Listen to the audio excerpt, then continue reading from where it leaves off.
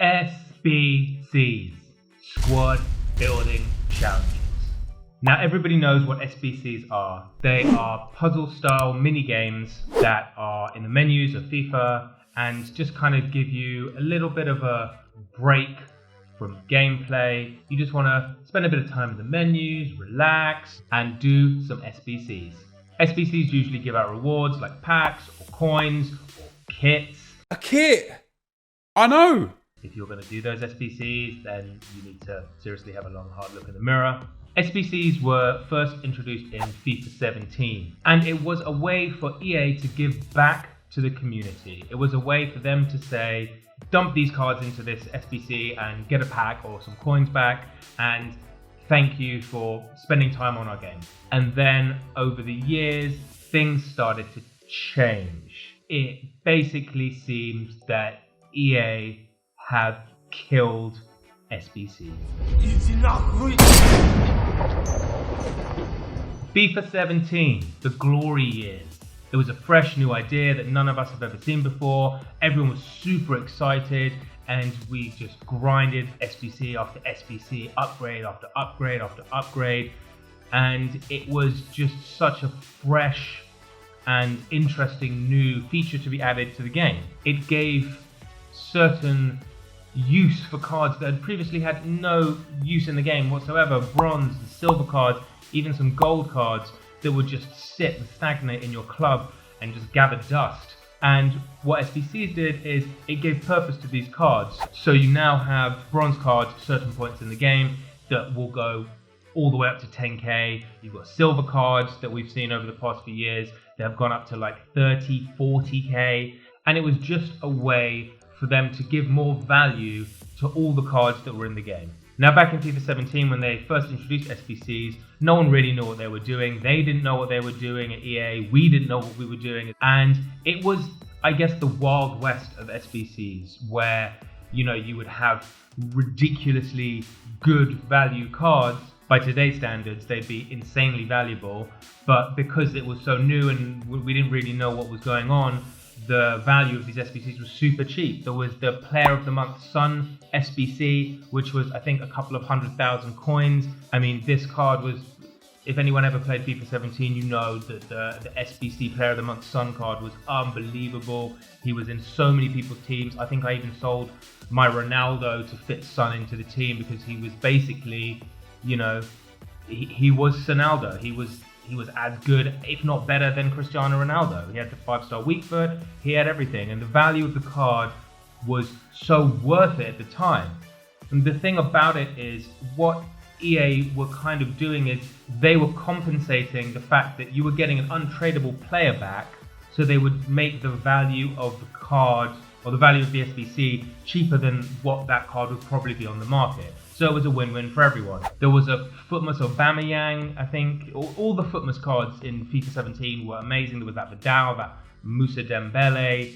I think they were 87 rated squads, but you know, for the value of those cards, it was pretty decent. The League SBCs, the League SBC Suarez, the League SBC Lacazette. That League SBC Lacazette was unbelievable. I mean, these cards were ridiculously good for the value that you would actually get from them. I mean, if you're looking at a League SBC, it's probably going to cost you, you know, 200,000 to 300,000 coins. Marquee matchups, when that was first introduced, it was amazing for people who did bronze pack method, for all those people running Road to Glories who didn't want to spend any FIFA points.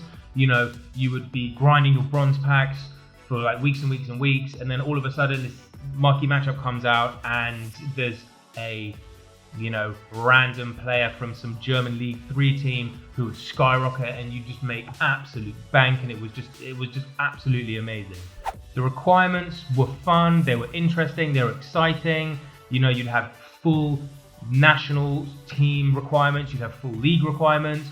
You have, I think, again, for the Player of the Month Sun card, there was like a full South Korean silver team. It was just so different and so new that everything seemed really exciting all the time. Some of the packs you got back were really good. The packs were relevant to the SBC. Let's say if you were getting a 15k pack back, the SBC probably would only cost you like a couple of K. And as we all know from playing FIFA 20, sometimes you do an SBC that would give you back a 15k pack, but it would cost you like 17k to complete because of the price hikes of certain cards. Now, obviously, with certain SBCs back in FIFA 17, there were, I think, they got it wrong. There was a player of the month, Ibrahimovic, and you needed an Ibrahimovic to basically complete that SBC, which completely just jacked up his price and basically made that SBC worth like over 1 million coins, I think it was back then. So it wasn't all a complete win-win back in FIFA 17, but it was much better overall than it was in FIFA 20, for example. FIFA 18, the year of Icon SBCs. Icon SBCs were possibly one of the best things that EA have ever put into the game in the menus. You could basically spend all year grinding and grinding and grinding away, and you could unlock your favorite prime icon. You know, I think in FIFA 18, I think my endgame team was pretty much a full icon team. And yes, maybe that was a little bit wrong, and maybe that's got a bit boring, but overall in FIFA 18 the Icon SBCs was an unbelievable addition to the game, and it just gave people something to work towards, something to grind over the course of the whole game cycle, and it was just so much fun, and it gave longevity to the game as well.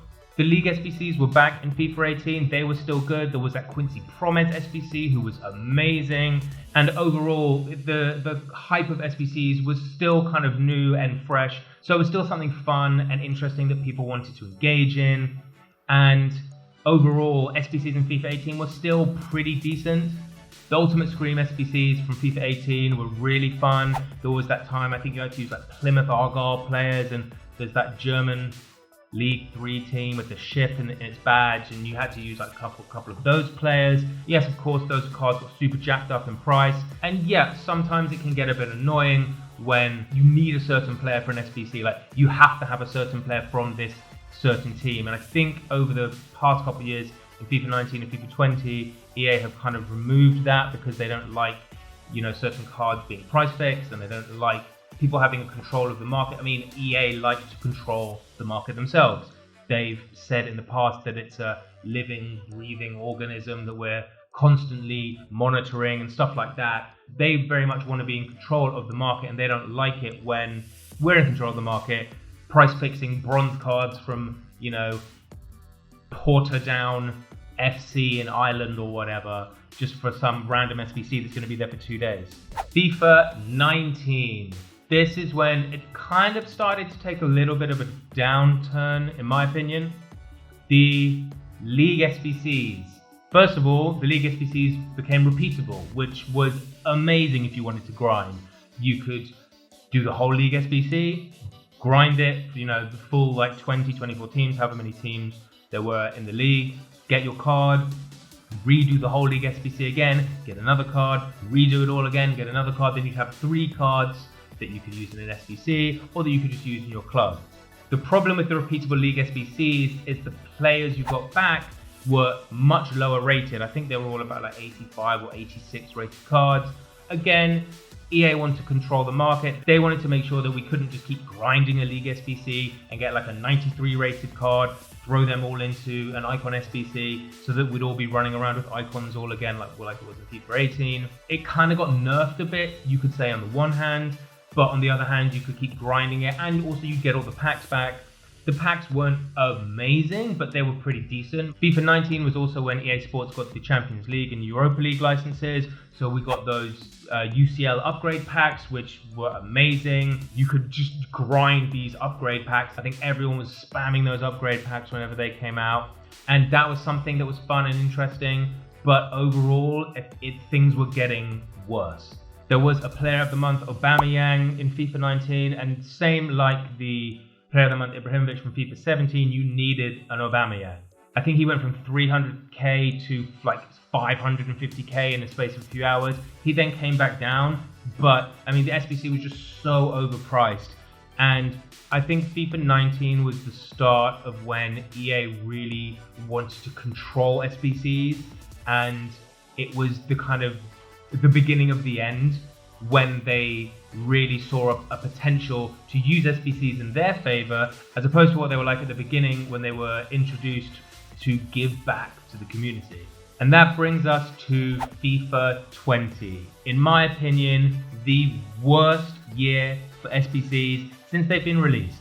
It was truly the year that EA killed all SBCs. We didn't get any League SBCs until the end of October. And the cards that they were giving out they weren't the 85, 86 rated cards from FIFA 19. They definitely weren't the 89 plus League SBC cards that we were getting in FIFA 17 and FIFA 18. They were like 83 and 84 rated cards. Yes, they were repeatable again, which was okay, but the packs you got back from the League SBCs had been massively nerfed. The advanced SBCs have been the same since FIFA 17. At the beginning of every year, EA released the basic SBCs, the Let's Get Started, and the advanced SBCs. And those advanced SBCs have pretty much been the same for the past 4 years, with the same packs back, the same SBC requirements.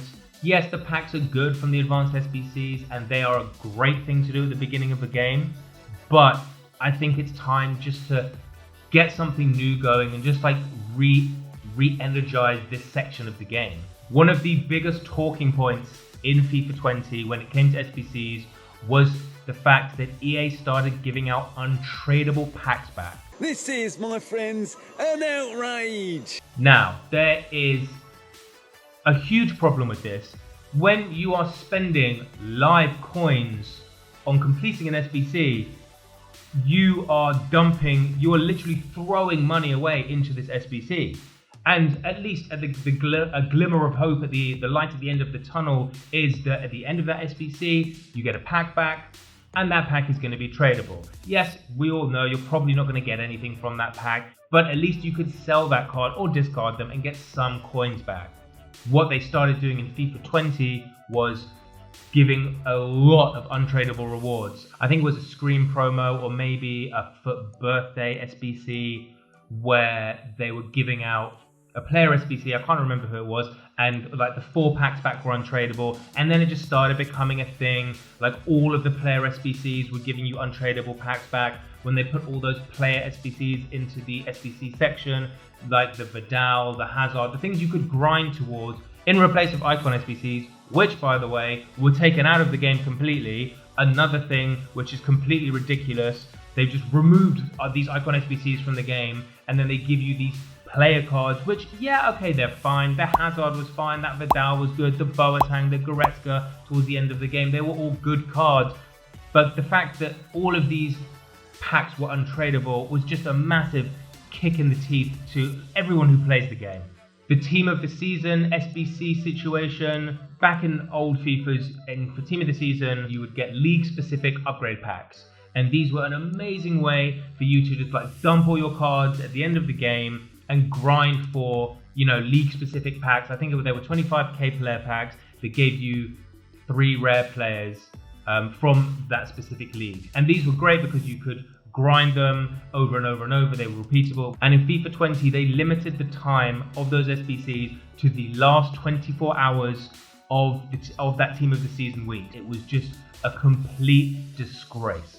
I think overall, what EA did when they first introduced SBCs into the game was incredible. Like I said before, they were new, exciting, and they were a way for them to give back to us something for spending time on the game, for grinding their game. We'd all be getting something back in return.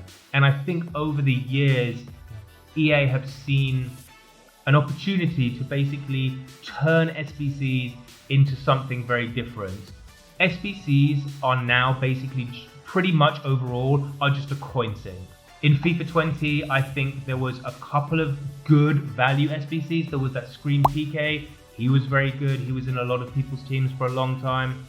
But overall, they are just a way for EA to control the market, to take coins off the market, and to force you into using untradeable players.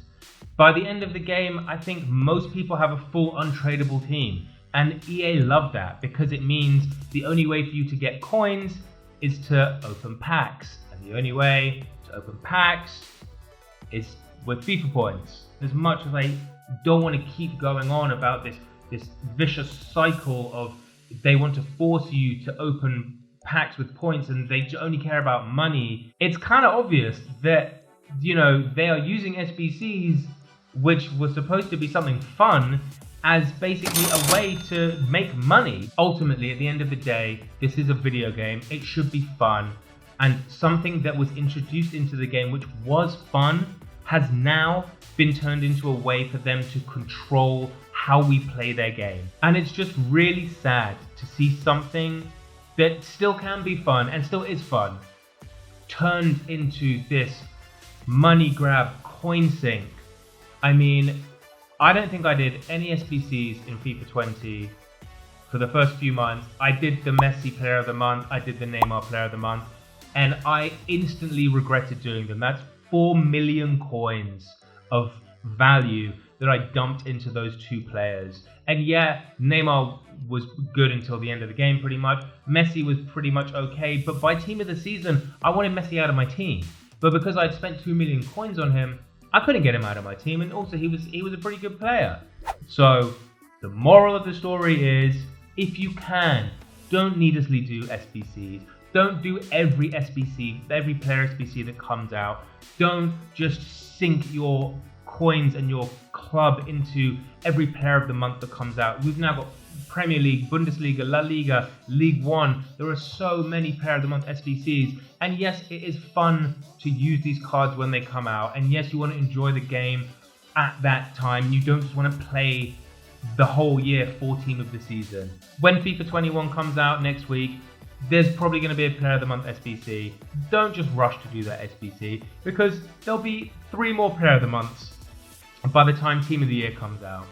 There will be a Scream promo. There'll be the Footmas promo. There will be enough SBCs for you to waste your coins on if you really want to. All I'm saying is, don't rush into just needlessly and mindlessly doing every single SBC that comes out. Thank you for watching the video. If you've liked it, leave a like, leave a comment, subscribe, and hopefully there should be some more kind of discussion-y videos coming soon. If you want to hear anything that you want talked about, any topics like stream sniping or connectivity issues or, you know, meta tactics, just leave a comment down below and hopefully I can get that video made soon. So, safe.